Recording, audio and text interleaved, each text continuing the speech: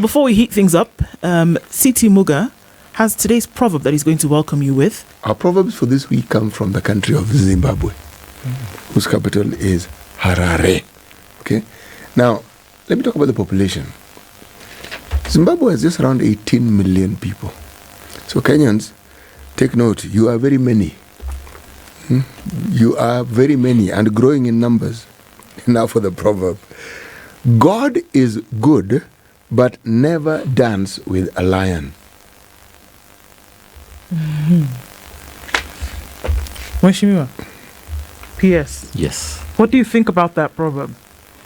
God is good all the time, but don't dance with the lions. I think what that means is don't play around with danger. When you see it coming, you need to avoid it. But nevertheless, God remains omnipotent and good. He will be able to protect you, in situations that possibly you have not placed yourself in. You put it very well. Very well. Put yourself in situations that you cannot be sorted. Indeed. Yes, thank you. Okay, so let's look into it. This morning, when we talk about the job situation in the country, unemployment is an issue for Kenya. It is one of the big agendas that everybody who came into the political sphere and asked to be in one position or another talked about, right? Soon after, we saw that the president went, and in the different deliberations that he had, talked about certain countries where now they would be welcoming of Kenyans in different positions, in different opportunities, different jobs. There was already the work that Kenyans had already started leaving the country to do, especially in the Middle East and in the Gulf. But now that net seems to have been cast wider and other countries have come in, Germany, Canada, again, more countries in the Gulf. So starting to understand what forms or what informs this decision to then say, invite other countries into this net and let Kenyans be able to go out and do this work. Okay, I need to quote statistics as it is first, and these are statistics from the Kenya National Bureau of Statistics. Every home is currently experiencing the unemployment challenge. Every home in this country. Now, one advantage that we have as a country, or Africa, the African continent in general, is that our population is young. And I'm saying it's an advantage. It's not a disadvantage. Our population is young. 65% of our population is comprised of those who are 35 years and below. Compare that to what is happening, the demographics that obtain in the Western European countries. They have an aging population. Their average age is 45 years. And therefore, they have realized that going forward, they will have challenges in terms of those will be manning their industries, those will be in charge of their hospitality industry and the other sectors of the economy. And therefore, job opportunities are opening up, not only in the Gulf region, but also the Western European countries. So now, first of all, we need to appreciate the fact that we have an unemployment challenge. We are not able to absorb all the graduates from our primary school, secondary school, tertiary institutions into our economy. Indeed, again, going back to statistics, out of 1 million young people who graduate every year in Kenya, our economy is only able to absorb 200,000, both the public and the private sector. The remaining 800,000, a big percentage of them end up in the informal, sector, the Juakali sector. Some of them establish their own enterprises. And indeed, some have not been doing very well. So this is what we are saying as government. Owing to the fact that we have opportunities opening up in the Western European countries, why don't we capitalize on them and have a number of our young people, undertake the employment opportunities that are available, undertake jobs, that are opening up. This is for the good of our economy in the long run. We have models that we can emulate. South Korea did so. when they sent a number of their young people to Japan. Yeah. As it is now, South Korea is the first world, because there are many advantages that accrue to sending young people, to where opportunities are available for the local economy. Number one, the remittances.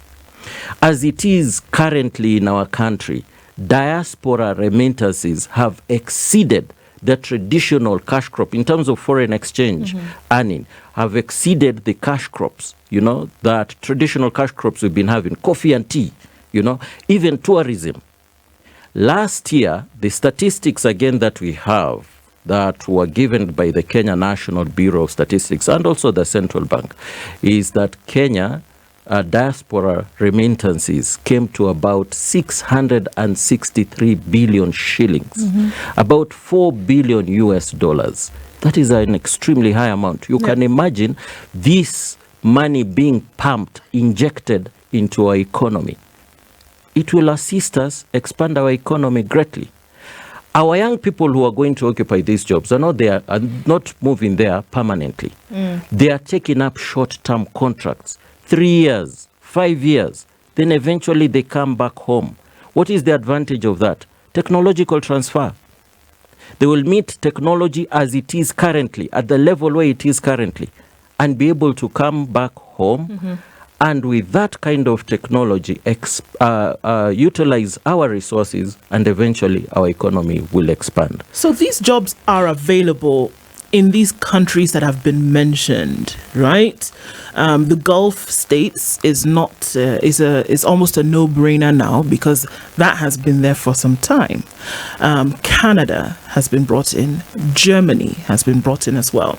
In fact, you yesterday mentioned 250,000 jobs that are available coming out of Germany. But then you also went ahead to say that in as much as these jobs are available, Kenyans lack the skills for the foreign job market. Some, not all. Some Kenyans lack the skills. What informed that statement that you made yesterday? The reason why I made that statement is basically because of the complaints that we've been receiving from the employers in Kenya, and also some of the employers that we are getting in touch with abroad. And therefore, we want to ensure that gap that has been realized, can be reduced.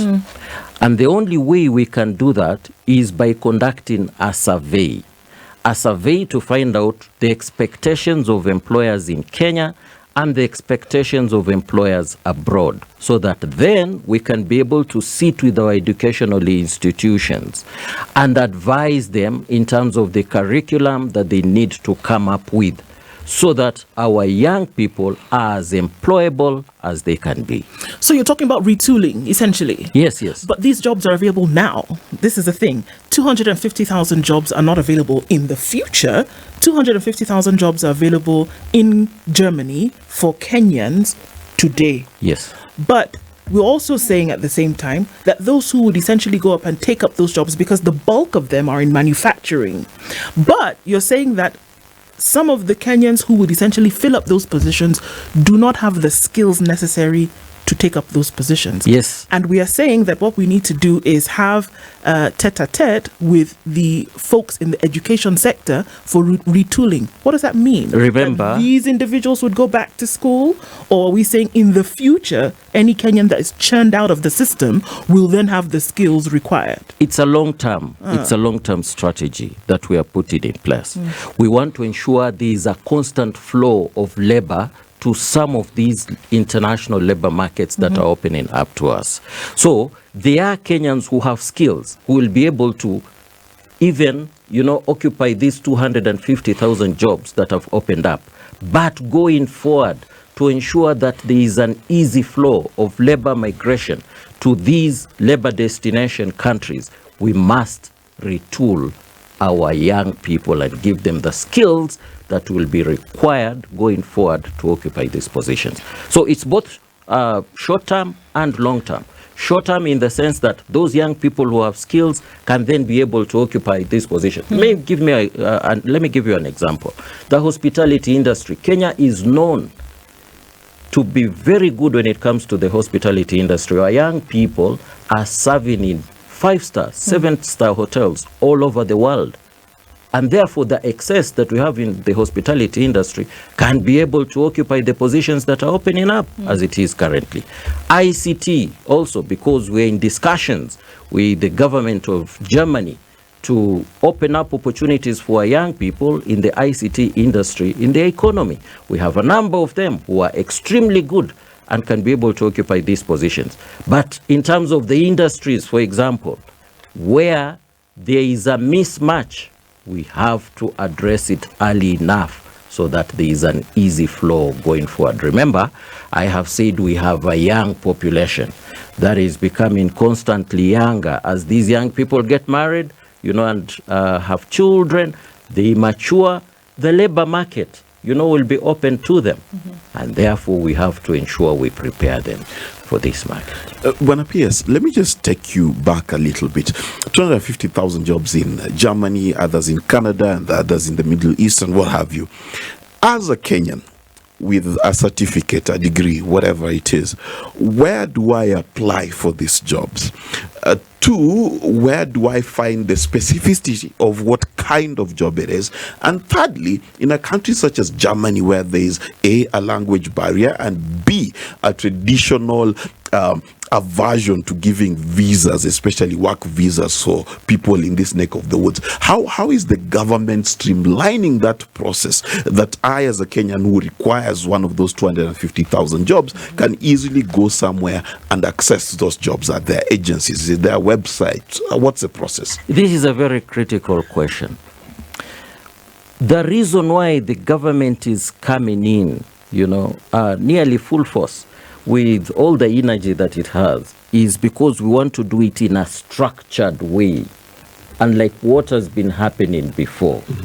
So we are negotiating with the German government to have a bilateral labor agreement, which will guarantee the amount of money, the salaries for Kenyan workers, which will guarantee their human rights, which will guarantee the environment that they are going to operate in, because it's government to government. That is number one. So we are doing it in a structured way. Now, a Kenyan who is interested, in getting these jobs in Germany, we have given a directive to our private recruitment agencies and the private recruitment agencies also that we are going to work with in Germany, to be sending their job orders, to be uploading their job orders on our near-me system. This is the National Employment Authority Management Information System.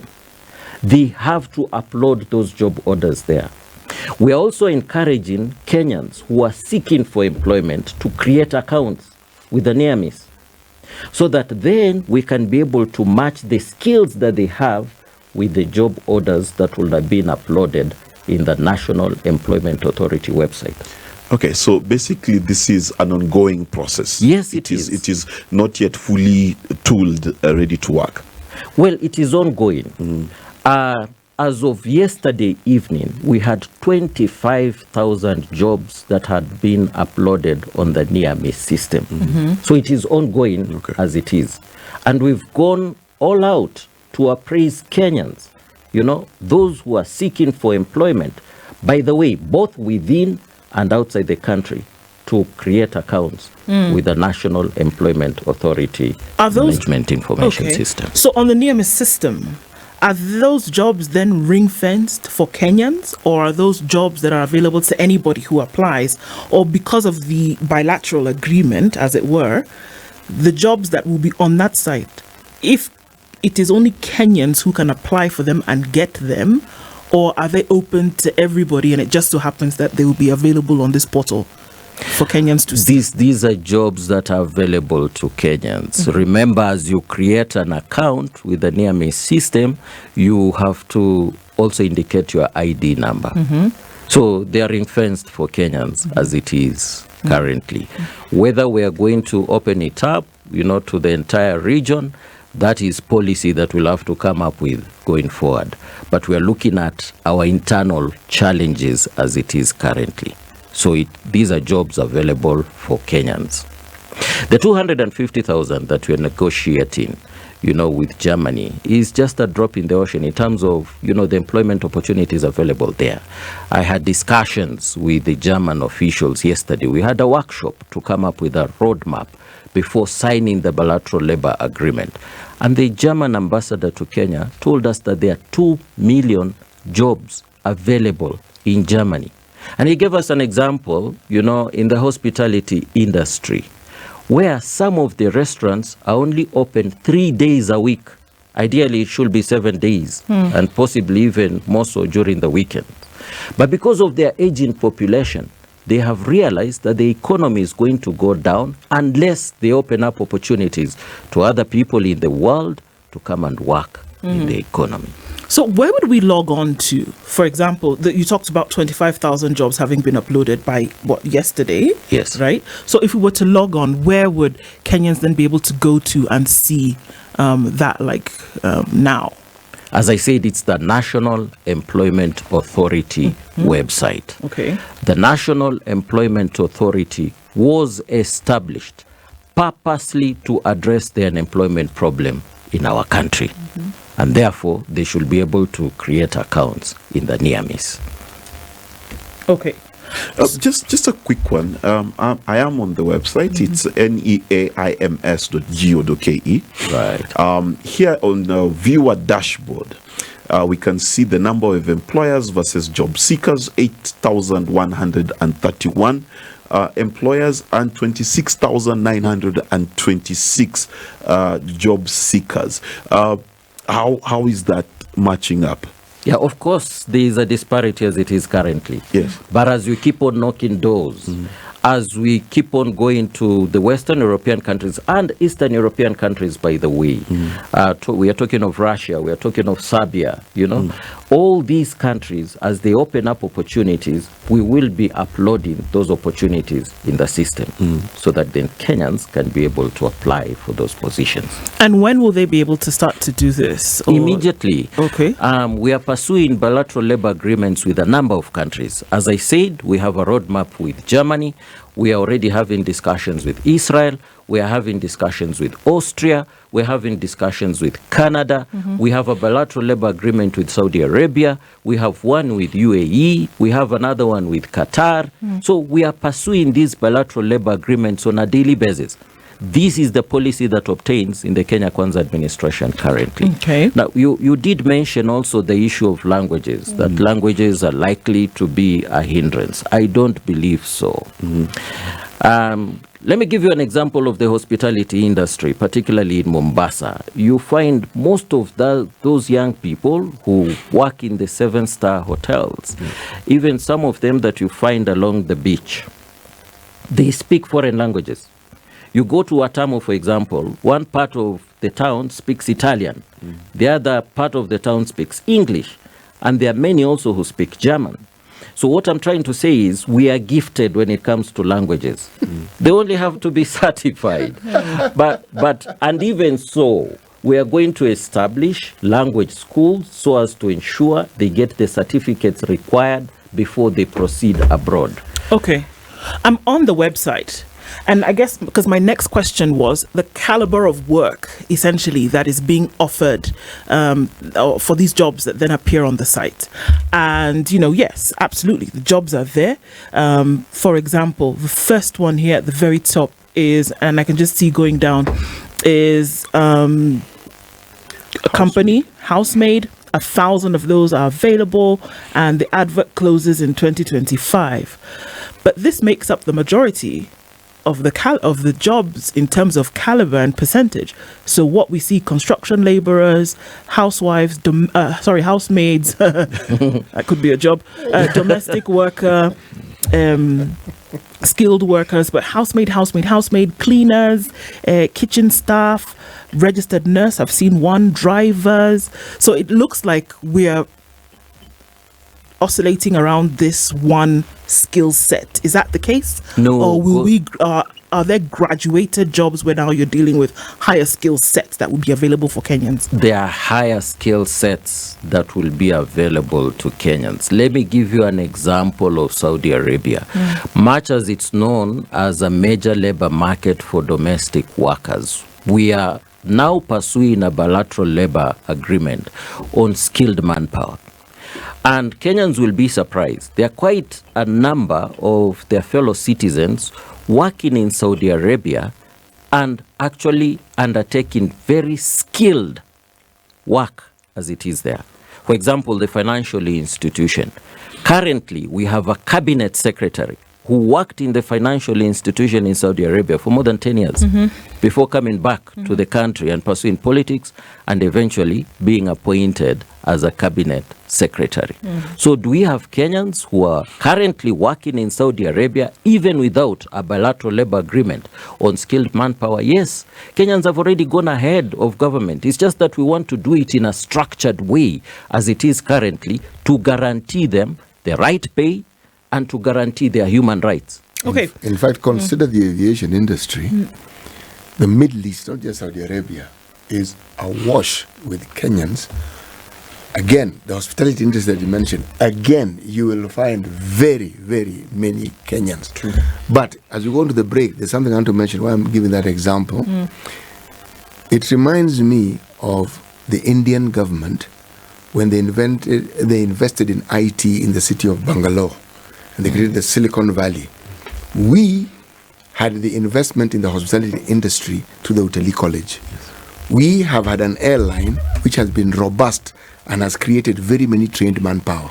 So when the country invests in that particular field, it makes it a lot easier for that manpower, that human resource, to be able to find employment elsewhere. That's the point I want to make before we go to the break. Looking at the hundreds of thousands of jobs promised for Kenyans around the world. Now,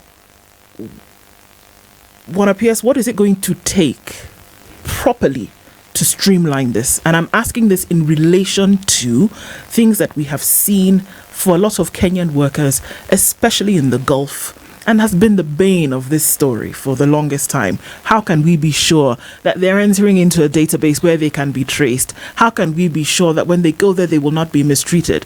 It's very important because, again, as we've seen on the portal, the majority of the jobs are in the same job space whereby these things have happened before.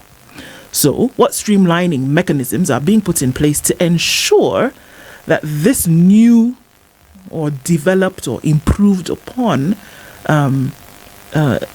process is airtight?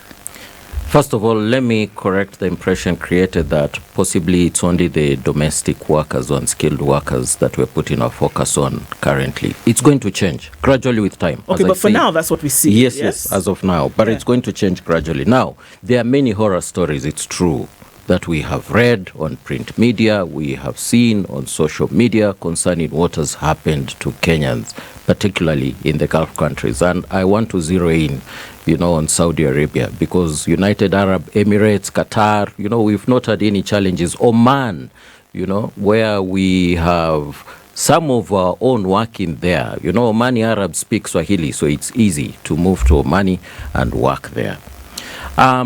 This is unfortunate, but it's basically because of the challenges that we've been having, sometimes with rogue private recruitment agencies who recruit Kenyans to work in Saudi Arabia. There is no agreement, that a Kenyan signs. You find yourself there, and you end up in situations where you can easily be mistreated. Number two, you must realize that as it is currently, the government is pursuing a new BLA, a bilateral labor agreement with Saudi Arabia, which is purely human rights based. So that the Kenyan who is working in Saudi Arabia, his or her phone will not be confiscated. In terms of the rights that that Kenyan needs to have, say, for example, to be free on Saturday or free on Sunday, to rejuvenate one's energy, that has to be guaranteed. And many other issues that have arisen in Saudi Arabia that need to be addressed within the framework of the bilateral labor agreement that we're going to sign with them soon. So how are we addressing the problem? Number one, owing to the fact that there are some Kenyans who ended up in the Saudi Arabia market without even an agreement, and they're having challenges there, we've established a toll-free number. The toll-free number is manned by the National Employment Authority 24/7, so that any Kenyan in distress out there can reach out to the government. And then we can be able to address the issue between government and government, our government and the Saudi government. We also have labor attaches in Saudi Arabia. We have one in Riyadh. We're going to establish another one in Neom, where a big city is being put up, and the other big cities also. We will send labor attaches whose sole responsibility will be to address any issue, any wanting issue arising, for a Kenyan working in Saudi Arabia. The toll-free number, if I can just read it out quickly, is 020-800-22-223. You can as well call that number anywhere where you are in the world, so long as you're a Kenyan, and you can get the assistance that you need. Not only that, we are going to send lawyers also to study the legal framework that obtains in some of these countries. And we're emulating what other countries have done. Philippines has done that extremely well. You analyze the legal framework that obtains in the country of, destination, where we have these labor markets, so that you can use it also against the employers in case a Kenyan finds his rights being trampled upon. So we will be sending some lawyers there to study the legal framework that obtains. Not only that, we'll also come up with safe homes, safe houses, where a Kenyan in distress can be able to go there and, we can attend to their issues within that country. Of course, that is long term. I realize that, but it's in the offing. These are plans that the government has. Not only that, for those domestic workers who would wish to work in Saudi Arabia, we have insisted that they have to be trained first. In collaboration with the International Labour Organization, we are coming up with an Arab home. We'll establish one in one of our NITA campuses, National Industrial Training Authority campuses in Mombasa, so that one can be appraised concerning the culture that obtains in the country, of destination. You can be appraised concerning what the religion you will find there, which may be different from the religion that you have grown up with, and therefore the expectations of that religion, the culture, the norms, so that you are aware upfront concerning that which you will encounter when you go there. Bwana PS, I think the picture you're presenting before Kenyans is a picture almost like a preview of a movie coming soon to a job market near you. And it's an excellent picture. We have to ask ourselves a few questions, though. Because as you speak, I keep on thinking about this term we had many times when we were growing up, brain drain. Brain drain. Are we giving up our best brains to go out there? You also spoke about them coming back. What is the framework of coming back? Let me give you an example. If we did get these nice technical jobs and you go become head of the battery division at Tesla and you come back, you'll come back to work where? What is being set up that is going to be commensurate to your job back home? And lastly, many of these diaspora investees back home have lost their money. They've sent money to buy land, it has disappeared. They've sent money to build houses, it has disappeared. How are we protecting against brain drain? How are we creating opportunities for them to come back? Because it will be very difficult for you to be a rocket scientist and come back where there are no rockets. And lastly, how are we fencing their investments? Okay. First of all, I want to assure Kenyans that what we are doing will not end up being, to the disadvantage of our economy. We are not going to experience brain drain. It's a fallacy in actual sense. It's an assumption that Kenyans have that we have to do away with. Of brain drain as an idea, yes, that Kenya will suffer from brain drain? Kenya as an economy will suffer from brain drain. Okay. I want to give an example of South Korea, just as a model that we can emulate. A number of young people in South Korea saw opportunities in Japan, and they moved to that economy to work there. They were able to get technology as it obtained then in Japan. Japan produces Toyota motor vehicles and others, Daihatsu, Nissan and what have you. When they came back home, they were able to make use of that technology to industrialize. Do we have Hyundais as it is now? Do we have the Samsungs as it is now? That story, let me just add a little bit. South Korea, in and of itself, and Samsung is a good company to give to benchmark on because it was invested in by the South Korean government. It was a strategy to build one local industry at the same time as these trainees, because that's what they were when they went to Japan, and some even went all the way to the United States, so that they could come back and find Samsung, find these other companies that are South Korean to work in. You're cutting me short. I just wanted to add that. Apologies. I totally agree with you. He had not finished. Okay. He was probably heading in your direction. Absolutely. Okay. Yes. I was just using it as a model to show Kenyans that we will not experience brain drain as we go forward. We will not.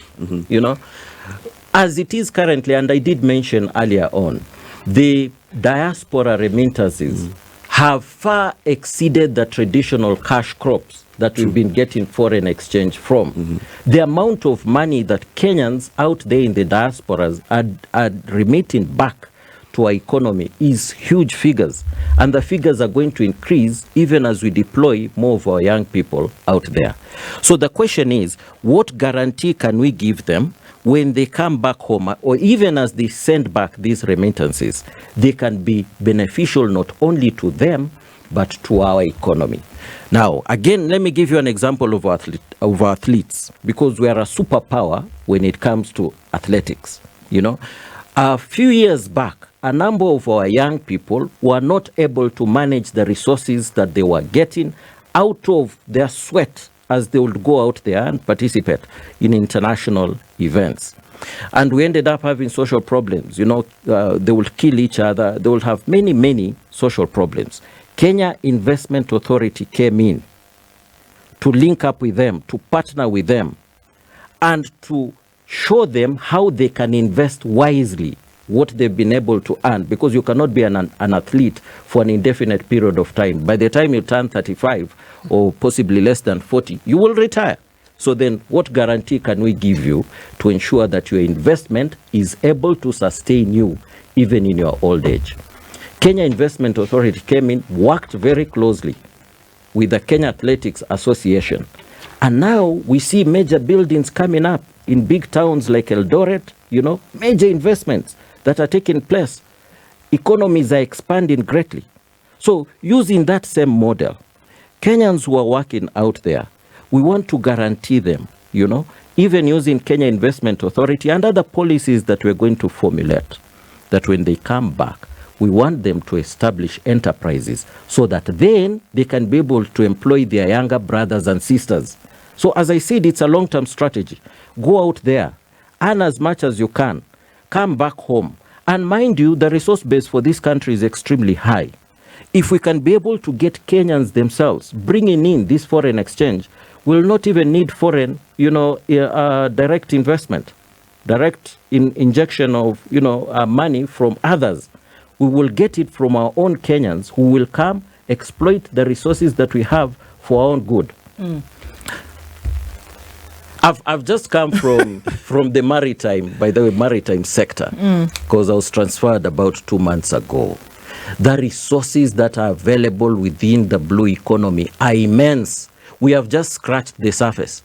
I'm talking of the pharmaceuticals. I'm talking of the minerals. I'm talking of the green energy, wind energy, solar energy, that we can be able to produce. So what I have in mind is these Kenyans going abroad, and instead of having other people coming to invest from other countries, we have our own Kenyans coming back home to invest. And I think that's what then is required, is heavy infrastructure, whether it be social or otherwise, to guarantee that that happens. There are lots of people who ask this question. I think it's very important, in as much as these jobs that are being created, or that we are told are being created, are offering solutions for people now. What happens? Does that have any bearing on the unemployment issue in Kenya today? For folks who cannot leave the country, for folks who want to remain here and cannot get a job. Does it solve, in your opinion, the unemployment problem that Kenya is facing today? In the long run, yes. As I said, there's that Kenyan who is uncomfortable, who doesn't want to go abroad. We'll encourage him to do so, but if he's adamant and insists that he has to remain home, there's nothing that we can do. His elder brother, mind you, has gone abroad and is earning some good money. That is the person who will eventually invest money back in our economy, and as a result, be able to create employment for his younger brother. But even leaving it, out from that very traditional understanding of it, let's look at it from a macro perspective, from a macroeconomic perspective. The foreign exchange, that we are earning as an economy, we have debts that we have to clear. The reason why our country's economy is unable to expand sometimes is because a big percentage of our resources goes towards servicing some of these loans. With the foreign exchange that we will get, we'll be able to clear some of these debts very, very easily, and therefore allow a big percentage of the resources that will be, raising within to be injected in the economy in terms of infrastructure. Because as it is now, we can't put up roads until we clear some of these World Bank loans. Allow me to repeat what you've said so that I can understand it.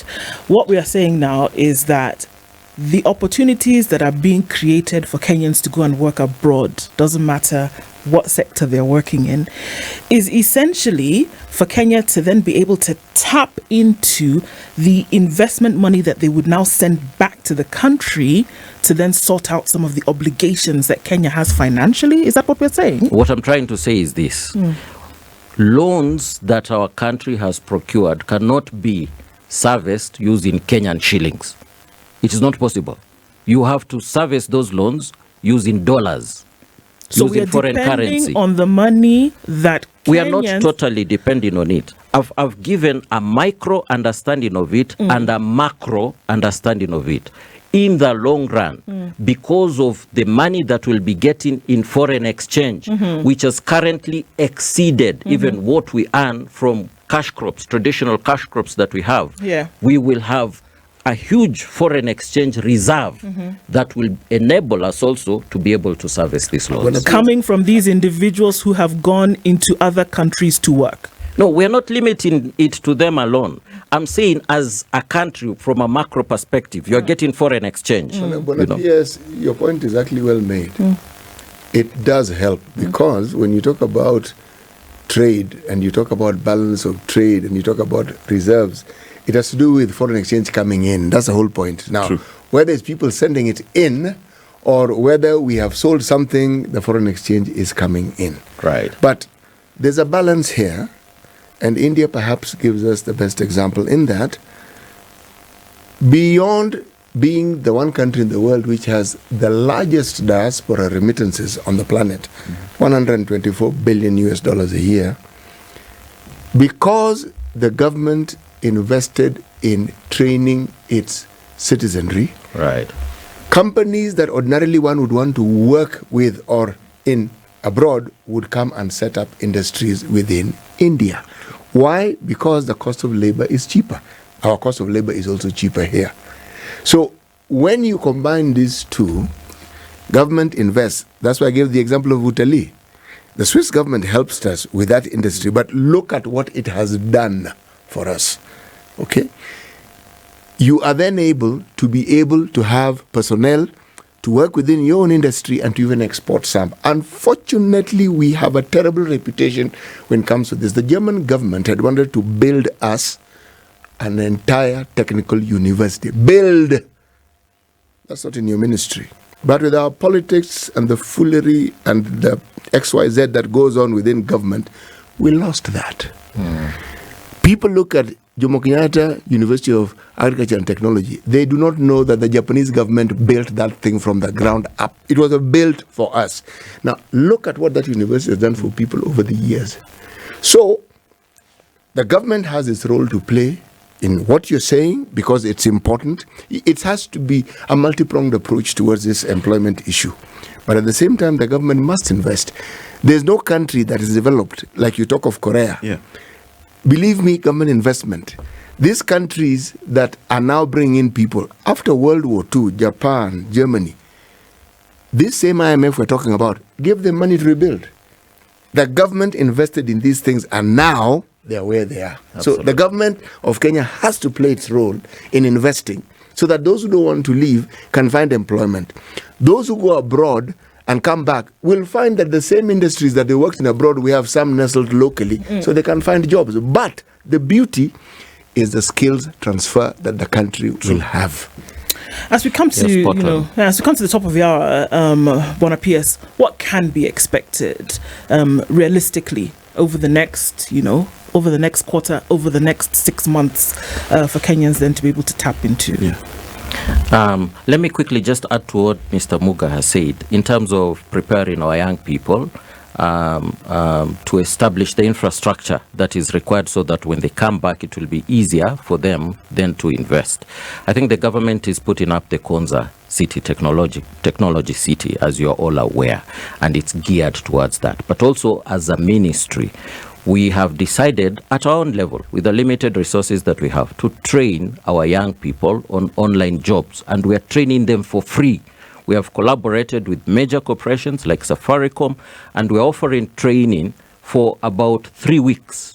Every other month, we've even placed an advert as it is on our website so that we can train them concerning how they can be able to get these online gigs, earn some money out of them as we're waiting for full employment. But in the long run, they'll be able to work in the Silicon Valley, and those other places where it is possible. We are looking at, we've set the bar extremely high for ourselves. We are looking at the possibility of even 800 to 1 million jobs per year.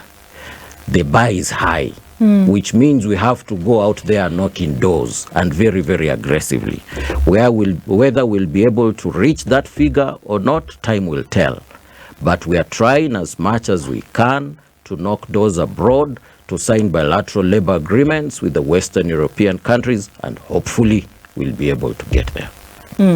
Wanapia, thank you for being here this morning. I think it's one to follow and one to watch and see how then it will then open up for the development of the country and then seeing what can happen in the future. Checks and balances, I think important for us to often check with you and see.